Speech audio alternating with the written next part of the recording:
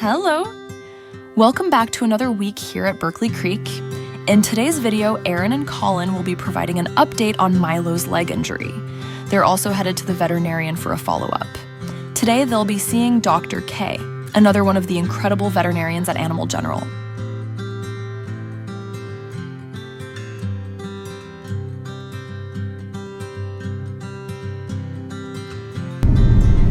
All right, so where have we been with Milo? Because people have been asking.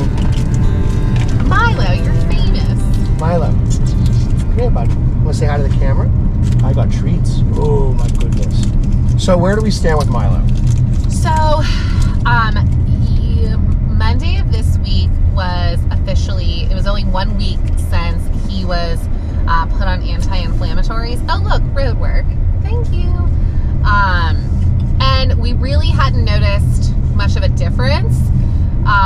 But He was still limping a lot. He was still limping a good amount, not out in like the grass. It's like, it seems to he's only really limping when he's like on our hardwood He would not put weight on his leg on our hardwood floor.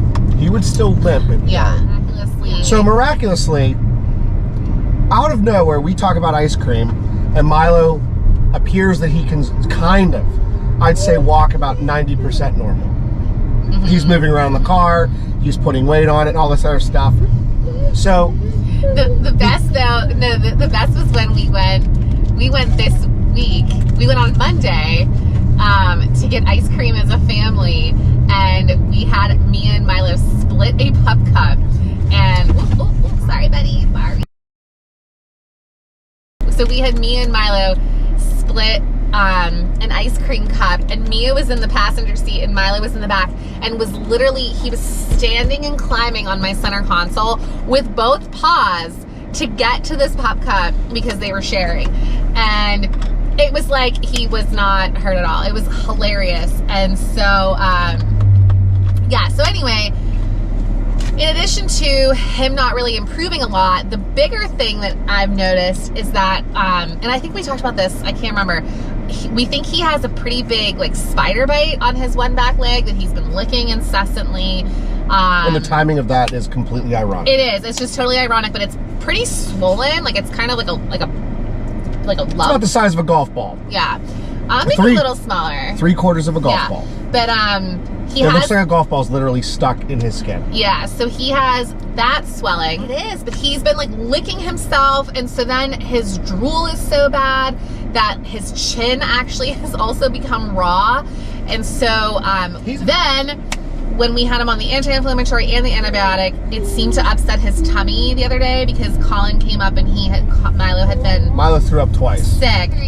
The other reason that we're going to the vet today is before I put him on any other medication, I wanted him to get a true 4DX test. So Dr. K is our vet today. It's not Dr. Stewart. Dr. K is one of the other vets. She's awesome. She's the newest vet in the practice, but she's super thorough. She's seen Milo before. Listen, if you've ever been to one of my tours on the boarding and daycare facility, if you think I'm thorough, meet Dr. K. She's very thorough. Love these visits. Erin and Colin once again talk about how much they love all of the staff at Animal General. Everyone who works there will always have a special place in their heart. Hi guys, this is Erin. I'm going to be taking over the voiceover to summarize what goes on at Milo's vet appointment today. As you can see, Colin, Milo, and I are meeting with Dr. K. I am explaining everything that Colin and I have already summarized at the beginning of this video as to what has happened since the previous week into this week. Milo, as you can see, is being his usual self, getting snuggles and rubs from Colin and being a big ham with Dr. K.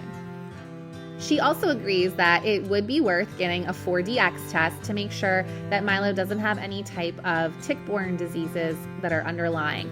Also, because of this, if he would have a tick-borne disease and need to go on doxycycline, it would replace him having to be on an antibiotic as well. So instead of having to take the antibiotic and the doxycycline for the Lyme disease, he would only need to take the doxycycline, and they would take care of both the skin infection and the possible tick-borne illness. We also discussed some options for Milo and the arthritis that he does seem to have in his joints, as well as in his elbow. We talked about, physical therapy being an option, specifically an underwater treadmill. We also talked about some medications that can be of use if the carprofen or that anti-inflammatory he's been on hasn't been working.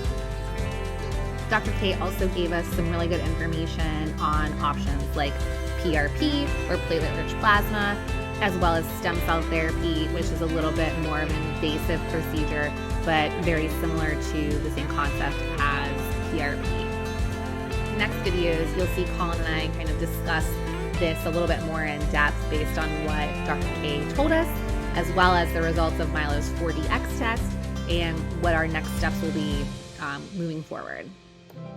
Colin and I both personally would like to avoid surgery at any and all costs, since Milo is a little bit older of a dog and that can be pretty heavy duty on him. Plus the recovery would be hard. So we were glad to get as many options from Dr. K as possible. Dr. Stewart also had told us about these options just so that we're not immediately jumping to surgery as the only option that we have on our plate. So we just got done with Milo's visit. What test did we run in the visit? In the visit, we did do a 4DX test. Okay, what else?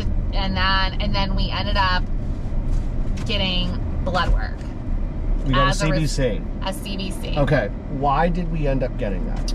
The CBC we got because that is checking for any active infection. His 4DX only had a faint line for anaplasmosis that tested that he was positive for antibodies. Which means for anaplasmosis. When he was positive last year, this could be the faintest result as a byproduct of being positive last year. This is the gray area. Yes. But why did we do the CBC? So the CBC is just double checking and confirming that there's no active infection. So that is kind of like, okay, is this anaplasmosis from last summer, or is it still an active infection in his system? If he would have like an elevated white blood cell count, then that could indicate that he does have an active infection. But it's also just good to have like, a checkup of his CBC. So we have baseline readings. Yes. So, after this long laundry list of issues that we've talked about with Milo, the next steps are going to be that we are going to cut his carprofen in half so that he starts to hopefully have less GI issues with all the meds that he is currently on. And we are also going to be putting his cone on him when we happen to be working down at the building or away from home for a certain period of time, so that that little golf ball sized injury of his will hopefully go away here pretty soon. In regards to activity levels, we unfortunately are going to have to keep Milo at rest for about another week, but we are still going to continue to go for little drives in the evening and even go for little stops for ice cream as usual. We definitely can't give up ice cream. Exactly 1 week after Milo's vet appointment, here we are finally going to the park for the first time for a walk. We made sure to really take our time and let everyone enjoy every single sniff that the park had to offer after all these weeks of not being there. We didn't want to overdo it on our first night back, so Milo and Erin cut their walk a little short, and me and I ran back to the car so we could turn around and go pick them up.